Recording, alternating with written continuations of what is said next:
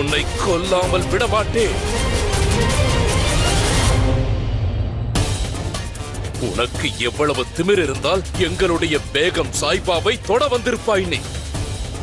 நான் உன்னை விடமாட்டேன், விடவே மாட்டேன்.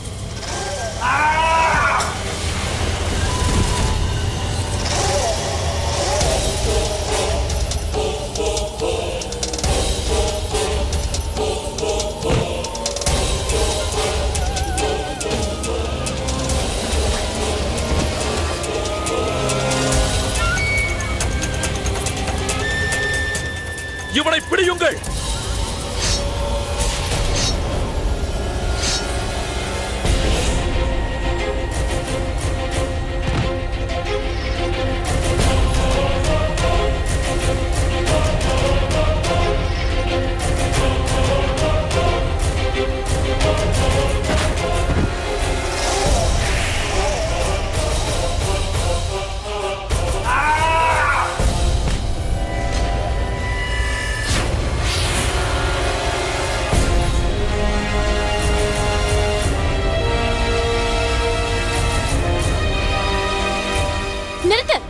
அவரை விட்டுவிடு கேபர், அவரை விட்டுவிடு.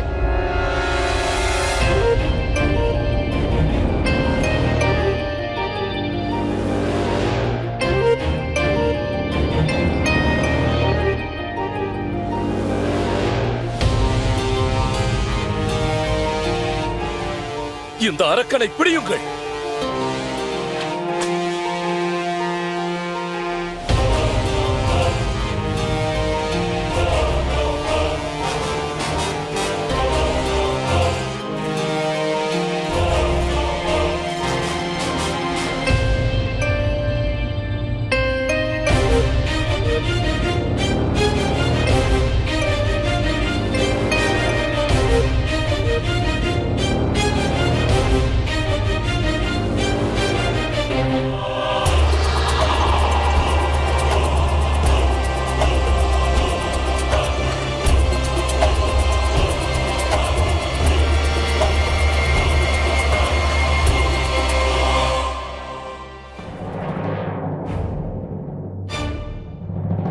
கைபர் தானாகவே சிறையை விட்டு வெளியே வந்திருக்க மாட்டான்.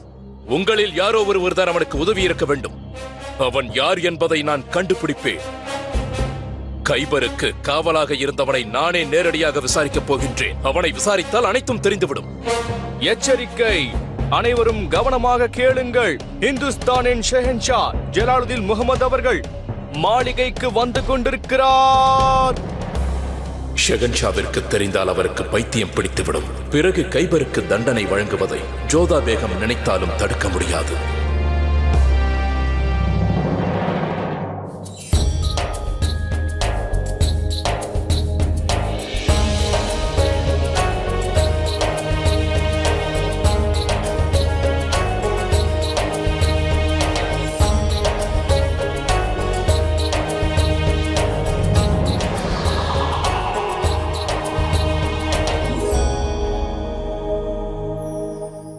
நான் பார்ப்பது உண்மைதானா? ஜலாலா லத்தீஃபாவை பார்க்காமல் இருக்க முடியவில்லையே.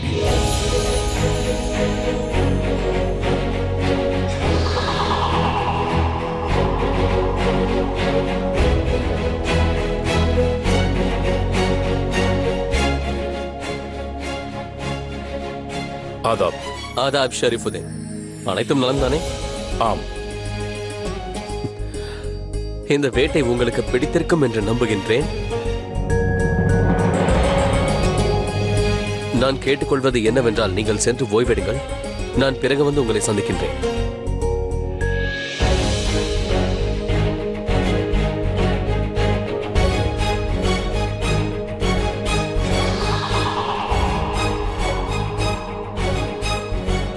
இடையூறுக்கு மன்னிக்க வேண்டும் மசூர். ஒரு முக்கியமான விஷயத்தை நான் உடனே தங்களிடம் ஆலோசிக்க வேண்டும். என்ன? நான் 2 நாட்கள் மட்டுமே அரண்மனையில் இல்லை. நான் இல்லை என்ற உடனே அந்த அரக்கனின் சங்கிலி அவிழ்ந்து விடுமா? அவன் என் அந்தப்புறத்திற்கே வந்திருக்கிறான். என் மாளிகையே என்னால் காப்பாற்ற முடியவில்லை என்றால் பிறகு நாட்டை நான் எப்படி காப்பாற்றுவேன் என்று கூறுங்கள். அவன் என் ஜோதா பேகத்தை தொடுவதற்கு முயற்சி செய்திருக்கின்றான். எனவே நான் அவனை கொல்லப் போகின்றேன். சரியாக கூறினீர்கள் ஹுசூர். என்னால் நம்ப முடியவில்லை. ஜோதா பேகத்தையே தொடுவதற்கு அவனுக்கு எவ்வளவு தைரியம் இருக்க வேண்டும்? அவன் இந்த தவறை செய்ததால் இனி அவன் உயிரோடு இருக்கவே கூடாது. எனக்கு இப்போது இன்னொரு கேள்வியும் எழுகின்றது. அந்த அரக்கன் எப்படி என் அந்தப்புரத்திற்குள் நுழைந்தான்? ஹுசூர், நான் திடீரென்று இரவு சிறைச்சாலைக்கு சென்றேன். அப்பொழுதுதான் அந்த அரக்கன் அங்கிருந்து தப்பித்தது எனக்கு தெரிய வந்தது. நான் மட்டும் சற்று கவனம் இல்லாமல் இருந்திருந்தால் அந்த அரக்கன் ஜோதா பேகமை என்ன செய்திருப்பானோ? இப்பொழுதும் அதை என்னால் மறக்க முடியவில்லை. அந்த அரக்கன் ஜோதா பேகம் அவர்களுடைய அறையில் அவர் அருகில் அமர்ந்து கொண்டு அவரை தொட்டுக் கொண்டிருந்தார். போதும், நிறுத்து ஷரீஃபுதீன். என்னால் இதை கேட்க முடியவில்லை. அவன் செய்த தவறுக்கு அவனுக்கு கடுமையான தண்டனை விதிக்கப்படும். சித்தம் ஹுசூர். ஷரீஃபுதீன் அவர்களே, கைபரை போன்ற ஒரு அரக்கன் சிறைச்சாலையிலிருந்து தப்பித்தது அங்கிருக்கும் வீரர்களுக்கு எவ்வாறு தெரியாமல் போனது? பாதுகாப்பு ஏற்பாடுகள் இவ்வளவு மோசமாக இருக்கும் என்று எனக்கு தோன்றவில்லை.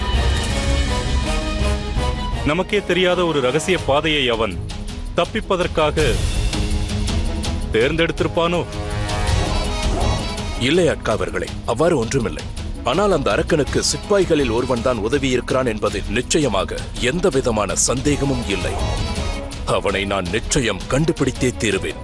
அங்கிருக்கும் காவலாளிகளில் முக்கிய அதிகாரி ஒருவன் தான் அவனுக்கு உதவி செய்திருக்க வேண்டும். முதலில் அவனை தேடி கண்டுபிடிங்கள் அக்கா அவர்களே. அவனுடைய மரணம் கைபரின் மரணத்தை விட கொடூரமாக இருக்க வேண்டும் அக்கா அவர்களே. சித்தம் ஹுசூர்.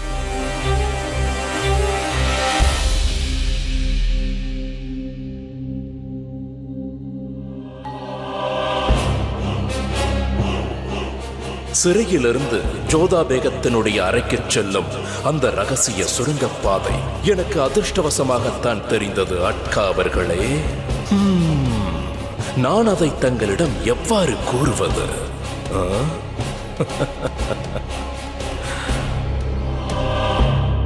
என்னை மன்னிக்க வேண்டும் ஹுசூர்.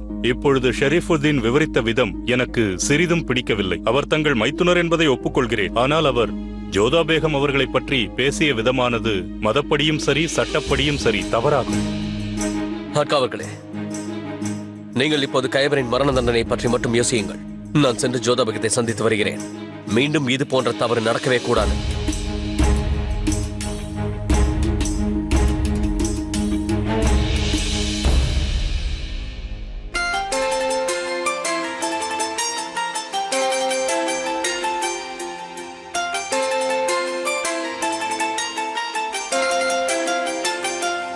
ஷென்ஷா அவர்கள் என் பாடலை கேட்டு மகிழ்ந்து இந்த பரிசுகளை வழங்கினார். இனி நாம் எப்பொழுதுமே ஏழ்மையாக இருக்க வேண்டிய அவசியமில்லை. இனி நாம் ஆனந்தமாக வாழ்வதற்கு ஷென்ஷா அவர்கள் நிச்சயம் வழி செய்வார் என்று எனக்கு தோன்றுகிறது. இது கூலியா அல்லது பரிசா? இது கூலியா அல்லது பரிசா என்று தெரியாத முட்டாள் இல்லை நான். உன்னிடம் முன்பே கூறியிருந்தேன் நதிஃபா. இப்போது அது உறுதியாகிவிட்டது. எவ்வளவு விரைவாக முடியுமோ நாம் இந்த மாளிகையை விட்டு சென்றே ஆக வேண்டும். மாளிகையை விட்டென்ன, இந்த ஆக்ராவை விட்டே நாம் சென்றாக வேண்டும். எதற்காக இவ்வளவு அவசரம்? இப்போதுதானே இங்கே வந்தோம். நான் உன்னை இங்கே அடமானம் வைத்து பொருள் சேர்க்க விரும்பவில்லை. ஆக்ராவில் இருந்தது போதும். ஷெஹன்ஷாவின் மனதை குளிர வைத்தது போதும். அவர்களிடமிருந்து பரிசு பெற்றதும் போதும். போதும். முன்பு நீ எப்படி உன் வாழ்க்கையை வாழ்ந்து வந்தாயோ இனிமேலும் அப்படித்தான் வாழ்ந்தாக வேண்டும். புறப்படுவதற்கு தயாராக இரு.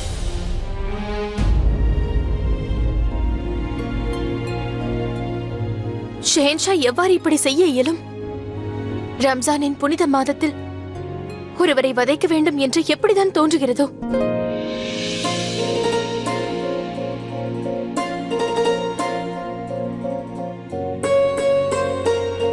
வணக்கம் ஷென்ஷா.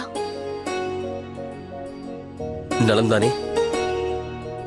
மன்னித்து விடுங்கள், வேட்டை முடிந்தவுடன் உங்களை வந்து சந்திக்க முடியவில்லை. அது என்னவென்றால், அந்த புறத்தில் நுழைந்த அந்த அரக்கனுக்கு தீர்ப்பு அளிப்பதில் நான் மூழ்கியே இருந்தேன். அவனை அனைவரின் முன்பு சித்திரவதை செய்து நான் கொல்லப் போகிறேன். ஷென்ஷா, இது ரம்ஜானின் புனித மாதமாகும். அதனால் தாங்கள் எதிரியை மன்னித்து விடலாம் அல்லவா? ஜோதா பேகம் இம்மாதத்தில் எப்படி நோன்பு முக்கியமோ அதே போல் ஒரு ஷென்ஷாவாக என் கடமையும் முக்கியம். ஷென்ஷா, உங்கள் மனிதநேயம் எங்கே சென்றது? அந்த மனிதநேயம் தான் அவனை கொல்ல வேண்டும் என்று கூறுகிறது. இது ஒரு எடுத்துக்காட்டாக விளங்க வேண்டும். ஒருவேளை நான் மட்டும் அவனை தண்டிக்கவில்லை என்றால் யார் வேண்டுமானாலும் ஷென்ஷாவின் அந்தப்புரத்தில் நுழையலாம் என்று நினைப்பார்கள். நிச்சயம் அவனை சுயமாக இங்கு வந்திருப்பான் என்று எனக்கு தோன்றவில்லை. அவனை யாரோ அனுப்பி இருக்கிறார்கள். அதோடு அவன் எனக்கு எந்த தீங்கும் இழைக்கவில்லை. அவன் எனக்கு தீங்கு இழைத்திருக்கிறான் ஜோதா பேகம்.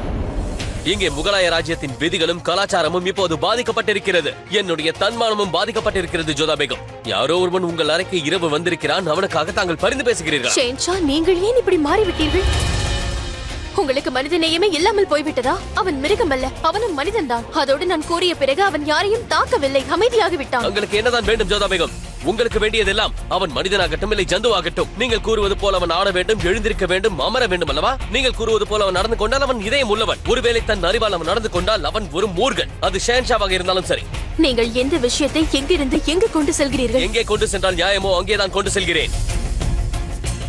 என்னை உங்கள் கைகளில் இருக்கும் பொம்மலாட்ட பொம்மை என்று நினைத்து விடாதீர்கள். சாம்ராஜ்யத்தின் அதிகாரம் என் கையில் உள்ளது. அனைவரும் என்னை பார்த்தால் நடுங்குவார்கள், என்னை பார்த்தால் பயப்படுவார்கள். அதை மறந்து விடாதீர்கள்.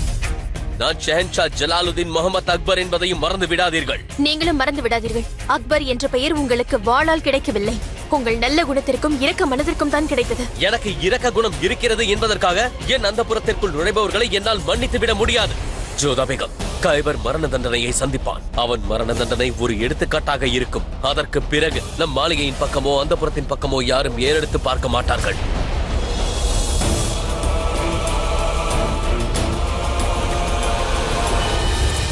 தங்களுக்கு என்ன ஆகிவிட்டது ஷெஹன்ஷா? நீங்கள் யாரோ ஒருவர் போல் என்று எனக்கு ஏன் தோன்றுகிறது?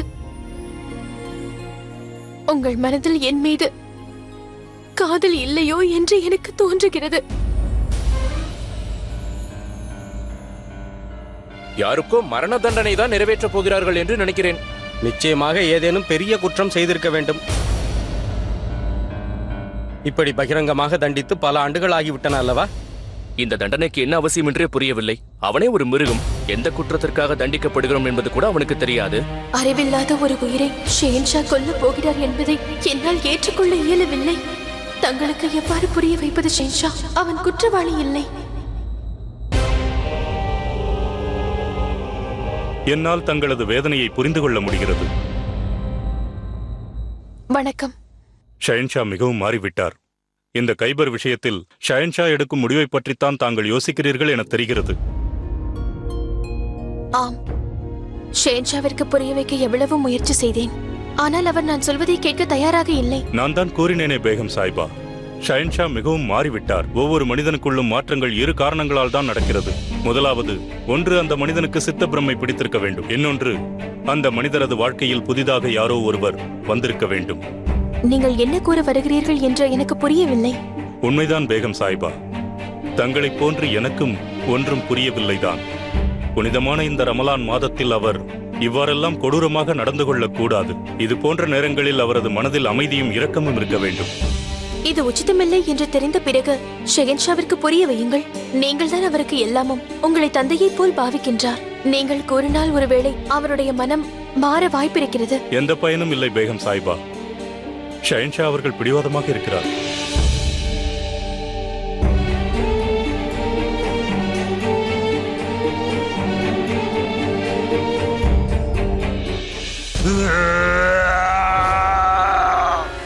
நம்முடைய ஷெஹன்ஷாவையும் நமது பேகத்தையும் தாக்க வந்த அதே அரக்கன் தான் இவன். எச்சரிக்கை! அனைவரும் கவனமாக கேளுங்கள். உலக ரட்சகர், முகலாய சக்கரவர்த்தி, இந்துஸ்தானத்தின் பாட்ஷா ஹுசூர் ஜலாலுதீன் முகமது அக்பர் வந்து கொண்டிருக்கிறார்.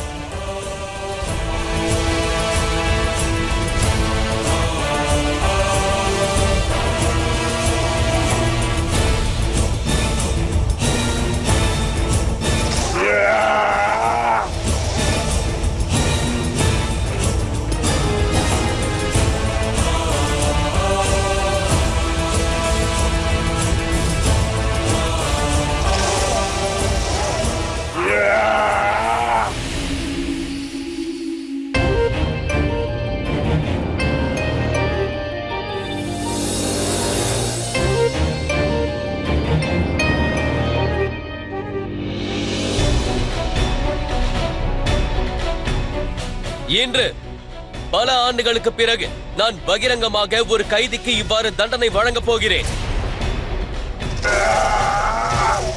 இதற்கு காரணமும் இருக்கின்றது. இங்கிருக்கும் இந்த குற்றவாளி என் கோட்டையை மட்டும் தாக்கவில்லை, என் பேகத்தை கவர்ந்து செல்லவும் முயற்சி செய்திருக்கிறான். என் பேகம் கூறினார். அதனால் நான் அப்போது அவனை மன்னித்து விட்டேன். ஆனால் மீண்டும் இந்த குற்றவாளி என் அந்தப்புறத்திற்குள் நுழைய முயற்சி செய்திருக்கிறான். இன்று இவனை தண்டித்து நான் ஒன்றை கூறிக்கொள்ள விரும்புகிறேன். உங்கள் ஷெஹன்ஷா இரக்க குணம் படைத்தவன் தான், அதில் எந்த சந்தேகமும் இல்லை. ஆனால் அதை தவறாக பயன்படுத்திக் கொள்ள கூடாது. எனக்கு நன்றாகவே தெரியும். இவனுக்கு உதவிய அந்த கயவன் இங்கேதான் இருக்கின்றான். நான் அவனுக்கு என்ன கூறுகிறேன் என்றால், நான் கூறுவதை கவனமாக கேள். இன்று இவனை நான் கொல்லப் போகின்றேன். அதே போல் விரைவிலேயே உன்னையும் தேடி கண்டுபிடித்து இதைவிட கொடூரமாக கொல்வேன்.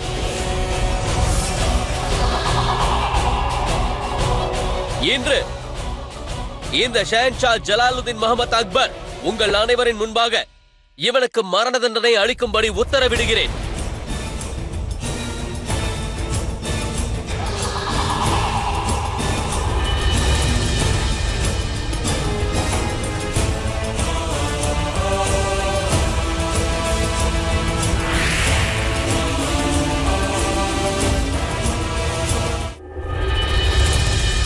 இவனை விடக்கூடாது, அடித்து கொல்ல வேண்டும்.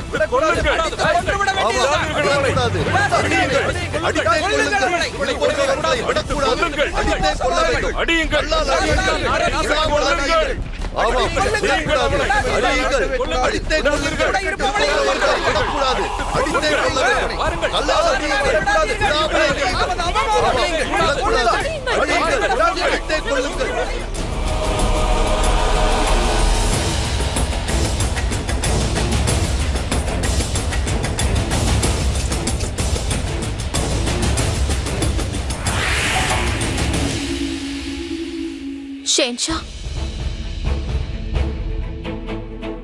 ஏதாவது நடப்பதற்கு முன் நான் உங்களோடு பேச வேண்டும். இப்போதல்ல ஜோதா பேகம், நான் தங்களோடு பிறகு பேசுகிறேன். நான் இப்பொழுதே உங்களோடு பேச வேண்டும்.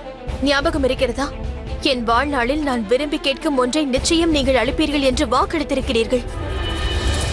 என் பேகங்களுக்கு நான் வாக்களிக்கின்றேன். அவர்கள் வாழ்க்கையில் விரும்பி கேட்கும் ஒரு விஷயத்தை நான் நிச்சயமாக நிறைவேற்றுவேன் என்று வாக்களிக்கிறேன். ஞாபகம் இருக்கிறது. நீங்கள் அளித்த வாக்கை நிறைவேற்ற வேண்டிய நேரம் இப்பொழுது வந்துவிட்டன.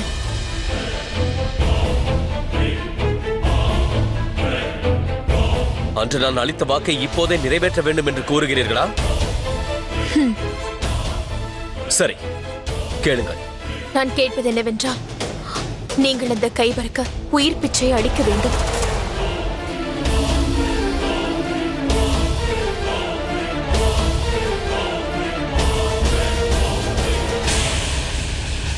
அந்த அரக்கனை கொல்ல வேண்டும் என்று நான் கட்டளையிட்டு விட்டேன் ஜோதா பேகம். ஆம், அதனால் தான் அவனை விட்டுவிடும்படி உங்களிடமே கேட்கிறேன். நீங்கள் அளித்த வாக்கை காப்பாற்ற வேண்டும் என்றால் நீங்கள் கைபருக்கு உயிர் பிச்சை அளித்தே ஆக வேண்டும்.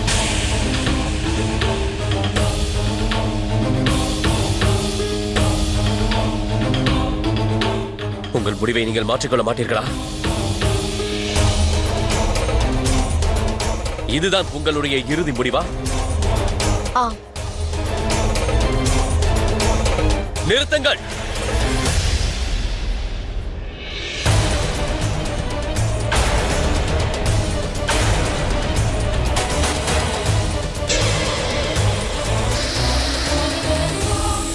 நான்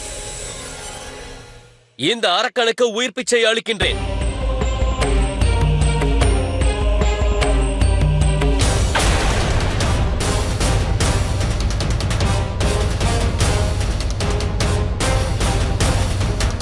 என்ன இது? ஷெஹன்ஷா ஏன் அவனுக்கு உயிர் பிச்சை அளித்தார்? பேகம் சாஹிபா தான் அப்படி செய்ய சொல்லியிருப்பார்.